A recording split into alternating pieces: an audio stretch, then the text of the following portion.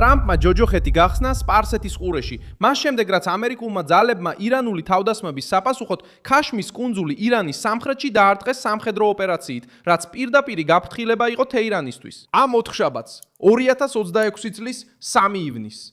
თავდასხმა მოხდა მას შემდეგ, რაც ირანულმა რაკეტებმა და დრონებმა სცადეს მიეღწიათ სამიზნეებისთვის, რომლებიც დაკავშირებულია ამერიკის შეერთებული შტატების მოკავშირე ქვეყნებთან, იმ დროს, როდესაც სამოქალაქო ხომალდებიც საფრთხის ქვეშ აღმოჩნდნენ რეგიონის წყლებში. თეთრი სახლი ცდილობს შეინარჩუნოს ზეწოლა ისე, რომ ირანის რეჟიმს არ მისცეს ომის ტემპის კონტროლის უფლება. სწორედ აქ გარდაქმნის დონალდ ტრამპი ირანულ კუნძულს პოლიტიკურ და სამხედრო გზავნილად. რაც ცდილობდა ირანი გაეზომა? რატომ გახდა ქაშმის სამიზნე? როგორ უპასუხებს ტრამპი კონგრესს? ახლავე ყველაფერს გეტყვი. თუ ასეთი პირდაპირი და კონკრეტული კონტენტი მოგწონს, გამოიწერე არხი, რადგან აქ ყოველდღე ასეთ ვიდეოებს ნახავ.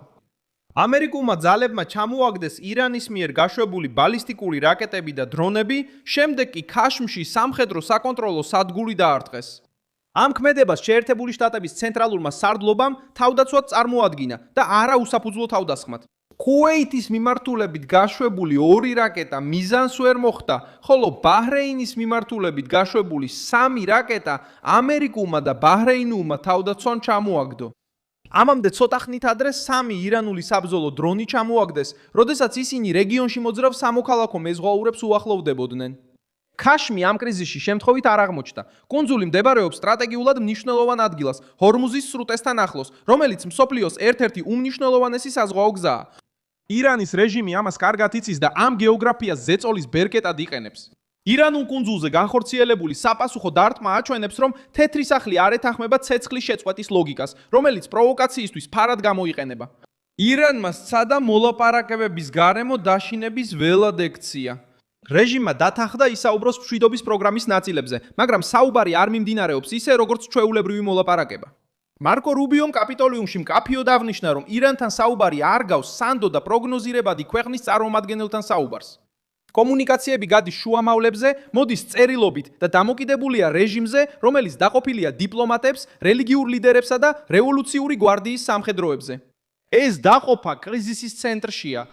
მაშინ, როცა ირანელი მოლაპარაკეები გარკვეულ გახსნილობას აჩვენებენ, რეჟიმთან დაკავშირებული სამხედრო სექტორები კვლავ იყენებენ დრონებს, რაკეტებსა და მოკავშირე ჯგუფებს ამერიკის მოთმინების შესამოწმებლად. დონალდ ტრამპი ცდილობს რეალური ზეწოლით შეთანხმების იძულებას. მაგრამ რევოლუციური გვარდია მოქმედებს ისე, თითქოს შეუძლია კონფლიქტი უკიდურესობამდე მიიყვანოს, შეარტყიოს ამერიკის შეერთებული შტატების საზოგადოებრივი აზრი და აიძულოს ვაშინგტონი დათანხმდეს სუსტ გამოსავალს. ეს გათვლა თეირანისთვის ძვირი შეიძლება დაჯდეს. მარკო რუბიო კონგრესში დაბრუნდა მარტივი გზავნილით. საუბარი არსებობს, მაგრამ ბრმანდობა არა. ირანი დათანხმდა ბირთვულ ასპექტებზე საუბარს ბარს, რაზეც ადრე საუბარს თავს არიდებდა, მაგრამ ეს შეთანხმებას არ უზრუნველყოფს. ტრამპი არ სურს სანქციების შემსუბუქება მხოლოდ იმიტომ, რომ ირანმა შეწყვიტა იმის კეთება, რაც არასდროს უნდა გაეკეთებინა. კაშმირში საპასუხო ქმედება ვაშინგტონში რთულ დროს ხდება. დეპუტატებმა უნდა განიხილონ ომის უფლებამოსილებების შესახებ რეზოლუცია. ეს არის მცდელობა შეზღუდონ ტრამპის თავისუფლება ირანის წინააღმდეგ მოქმედებაში, კონგრესის ოფიციალური ნებართვის გარეშე. დემოკრატები ცდილობენ გამოიყენონ ომისგან გამოწვეული დაღლილობა, რათა ხელები შეუკრან პრეზიდენტს იმ დროს, როცა ამერიკული ძალები რეალურ თავდასხმებზე რეაგირებენ. ეხლა კითხვა ის არის, შეუერთდებიან თუ არა ზოგიერთი რესპუბლიკელი ამ ზეწოლას, თუ კი გაიგებენ, რომ თეთრი სახლის მანევრის შესაძლებლობის შეზღუდვა ახლა შეიძლება თეირანის გაძლიერებას შეუწყოს ხელი. ბილ რუი ჰუიზენგა პირდაპირ მიუდგა ამ ნაბიჯს და სერიოზულ საკითხზე პოლიტიკურ თამაშად შეაფასა. მისი აზრით, არავის სუსტ უსასრულო ომი. ასევე შეუძლებელია პრეზიდენტი დარჩეს რეაგირების უნარის გარეშე, როდესაც რაკეტები და დრონები ცაში ჩნდება. მისი კრიტიკა მტკივნეულ წერტილს ეხება. თუ ირანი არ გვევს ცეცხლის შეწყვეტას, ემუქრება მოკავშირეებს და ამერიკულ ბაზებს ცდის, მთავარსარდალს უნდა კონდეს შესაძლებლობა რეაგირებისთვის, სანამ სიტუაცია კონტროლიდან გამოვა. ომის უფლებამოსილებებზე დებატი ცარიელ ოთახში არ ტარდება. ის მიმდინარეობს იმ დროს, როცა ირანი ახორციელებს თავდასხმებს, როცა საჰაერო თავდაცვა მუშაობს რაკეტების წინააღმდეგ და როცა ამერიკელი ჯარისკაცები კვლავ განაწილებულნი არიან რეგიონში, სადაც ნებისმიერი შეცდომა ყველაფერს ცეცხლს წაუკიდებს. ტრამპს სურს დიპლომატიის შენარჩუნება, მაგრამ ამის უკან ძალა იდგეს. ამ ძალის გარეშე ირანის რეჟიმმა შეიძლება მოლაპარაკება სისუსტე დაღიქვას და როცა თეირანი სისუსტეს ხედავს, პროვოკაციებს აძლიერებს. რუბიოს განცხადება ამ სტრატეგიას ამაგრებს. მას ცრუ იმედი არ გაუჩენია. მან შეთანხმება არ დაპირებია. მან თქვა, არსებობს ნიშნები. არის ჩართულობის ნიშნები ირანის უმაღლესი ლიდერის მხრიდან. მაგრამ მან ასევე აჩვენა, რომ პროცესი ნელია, არა პირდაპირი და თავად რეჟიმის შიდა ინტერესებით არის დაბრკოლებული. ეს ამყარებს მოსაზრებას, რომ დონალდ ტრამპი მხოლოდ დოკუმენტებს, გზავნილებსა და შუამავლებს ვერ დაეყრდნობა. სამხედრო ზეწოლა მოლაპარაკების ნაწილია, რადგან მეორე მხარე მხოლოდ მაშინ იხევს უკან, როცა ხვდება, რომ ამას ფასი აქვს. რევოლუციური გვარდია ცდილობს იმოქმედოს რამდენიმე დონეზე.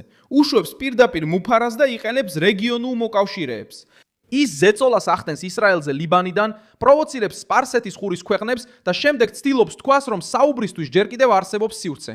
ეს ორმაგი თამაში ძველია, მაგრამ ეხლა მას უწევს გამკლავება თეთრ სახთან, რომელიც ნაკლებად არის მზად დიპლომატიური თეატრის მისაღებად. ტრამპი როგორც ჩანს მკაცრ ფორმულაზე დებს ფსონს. მოლაპარაკება მაშინ, როცა ეს სასარგებლოა, შეტევა მაშინ, როცა საჭიროა და ირანს არ აძლევს საშუალებას კრიზისის ტემპი აკონტროლოს.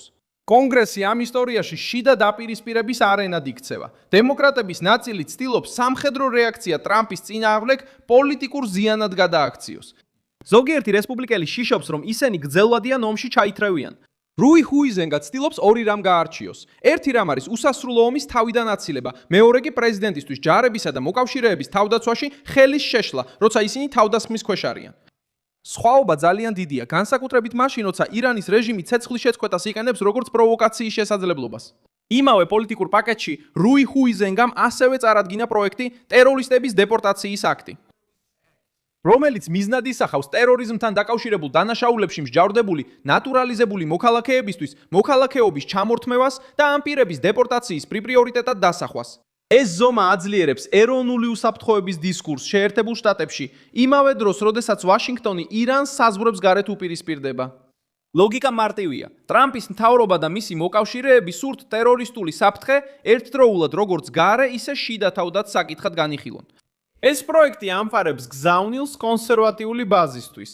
მტრულ ჯგუფებთან და რეჟიმებთან ომი სამხედრო ველზე არ სრულდება.